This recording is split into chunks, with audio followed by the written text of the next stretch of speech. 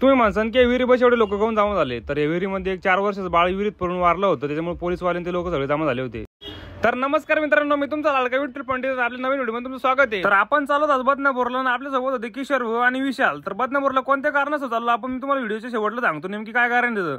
तोपर्यंत आपल्या व्हिडिओ तुम्ही लाईक करा, फॉलो करा आणि शेअर करा। तर बदनापूरला आला मित्रांनो आपण आज शिवण्या मोटर्सला, गाडीमधलं मशीन एकट्याने उचलण्याचा प्रयत्न केला, पण मग आपल्याला एवढं बळ नव्हतं भाऊ। मग ते दोन पोराला बोलवलं आणि त्याला म्हटलं भाऊ तुम्ही हात भरलावं लागा म्हटलं मला, मग मी उचलू लागतो मशीन। मग त्यानं काय केलं भाऊ, त्याला गोड बोलवलं, त्याने डायरेक्ट मशीन खाली घेतलं। ते बोलले की आम्ही तुम्हाला कुठतरी पाहिले, म्हटलं कुठंच नाही पाहिलं, तुम्ही मला गुपचूप नाटक न करू म्हटलं, टाइमपास न करू, चला मशीन आतमध्ये घ्या। नंतर कोणताच टाइमपास न करता डायरेक्ट मशीन आतमध्ये घेतलं भाऊ। शिवण्या मोटरला भेट दिल्यानंतर असं कळलं मित्रांनो मला, तिथे तुम्ही वायरिंगचं काम असो, डेंटिंगचं काम असो किंवा पेंटिंगचं काम असो किंवा सर्व्हिसिंग असो किंवा काही असो, तर मित्रांनो एकदम चांगल्या पद्धतीनं काम होतं मित्रांनो। त्यानंतर मित्रांनो तुम्ही म्हणसान की डायरेक्ट गाड्या कसं काय फुटले मित्रांनो, ऍक्सिडेंटच्या गाड्या आणा तुम्ही आणि चांगल्या करून घेऊन जा। या मित्रांनो डायरेक्ट आतमधून डंपरच बाहेर काढलं। यार म्हणलं तो बाहेर काढलं, पण बस कसं म्हटलं याच्यात लय मोठी वायर पी नाही, तो काही विषय नाही भाऊ, आपण डायरेक्ट घ्या छत्र पण टॉपला म्हटलं काही विषय नाही, चांगले कामं करा आणि चांगलं नाव मोठं करा।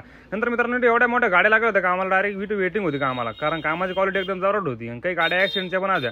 त्यानंतर मित्रांनो आपण डायरेक्ट बाहेर आलो आणि त्या मालकाने डायरेक्ट चहा सांगितला भाऊ। नंतर काय किशोर भाऊ आणि मी आणि आपला विशाल, नंतर काय भाऊ आम्ही चहा पिऊन घेतला। नंतर किशोर भाऊची गाडी पण खोलली, चहा पिला मित्रांनो। त्यानंतर किशोर भाऊची गाडीचं ऑइल बिल चेक करून घेतलं। त्यानंतर आम्हाला घरचीच नाही, कारण बिल भरपूर झाला होता। किशोर भाऊ म्हणलं 75 स्पीडने गाडी पळवा म्हणला, कारण आपल्या कस्टमरचे फोन येत होते। त्यानंतर मित्रांनो आता आम्ही निघलो घराचीच नाही, तुम्ही पण आता घरी।